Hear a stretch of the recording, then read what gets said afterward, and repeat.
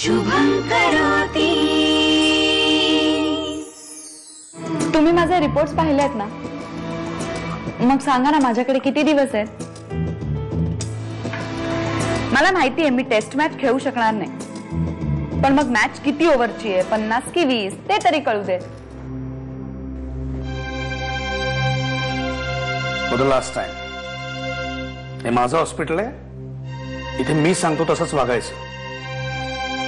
इथे पेशंटने पेशंट सारखं वागायचं, बागेत भेटायला आलेल्या मित्रासारखं नाही.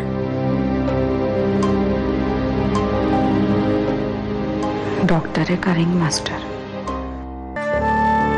किमयाला कळलं तर काय होईल रे? कसं एक्सेप्ट करेल ते सगळं? दादा प्रश्न नको विचारूस, कारण प्रश्न खूप आहेत आणि उत्तर एकही नाही. शशांक, पुस्तकाच्या परीक्षेत तू भलेही माझ्या मागे असशील, पण जगण्याच्या परीक्षेत खूप पुढे आहेस माझ्या. तुला जे जमतं ते नाही जमत मला.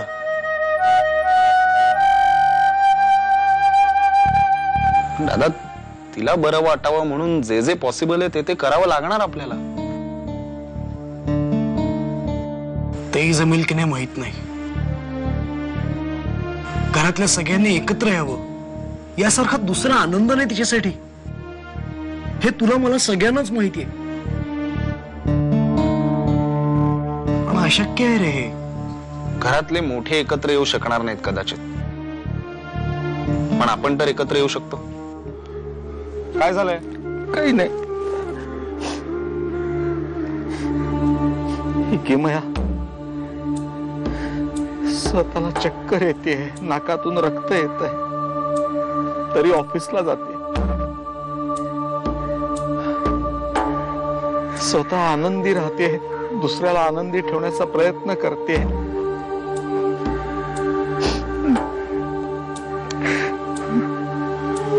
आणि मी एवढा सला धडधाकट असूनही घरी बसून कारण देतोय. अरे स्वतःला स्वतःच्या कोशात बंद करून घेतलाय. वर नोकरी मिळत नाही म्हणून त्रागा करतोय. शिरे, लाज वाटते मला स्वतः. अरे असं काय बोलतोयस रे? लाज वगैरे वाटून घेण्याची काही गरज नाहीये काका. आज वाटतंय मी आणखीन प्रयत्न केला असताना तर मला कुठेतरी काम नक्की मिळालं असतं. पण नाही, मी चारही बाजूने कसा नाडला गेलोय हेच सांगत राहिलो. विवेक काका, तू अजिबात तसा वागलेला नाहीये सरे, आणि तसा वागला असशील तरी ते खूप साहजिक आहे. आज हसत खेळत किमया काळाशी झुंज देते आणि आपण साधं परिस्थितीशी झुंज द्यायला घाबरतो. प्रतिकूल परिस्थितीत जो माणूस झुंज देत उभा राहतो तो खरा लढा. किमया तो लढा लढतीये आणि आजपासून मीही लढणार. कशी आहेस? मी मस्त, म्हणून तर आले ऑफिसला. तू म्हणतेस पण तसं वाटत नाहीये. डॉक्टर काकांना फोन लावून देऊ का? त्यांच्याशीच बोल. त्यांना कशाला विचारायचं? मला दिसतंय ना स्पष्ट. तू काय आज माझी चेष्टा करण्याच्या मूड मध्ये आहेस? चेष्टा नाही करते मी.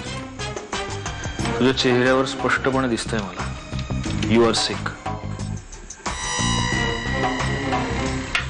म्हणजे तू शरीरानं नाही मनानं आजारी आहेस, आणि त्याचं कारण आहे तुझं निशादशी झालेलं भांडण.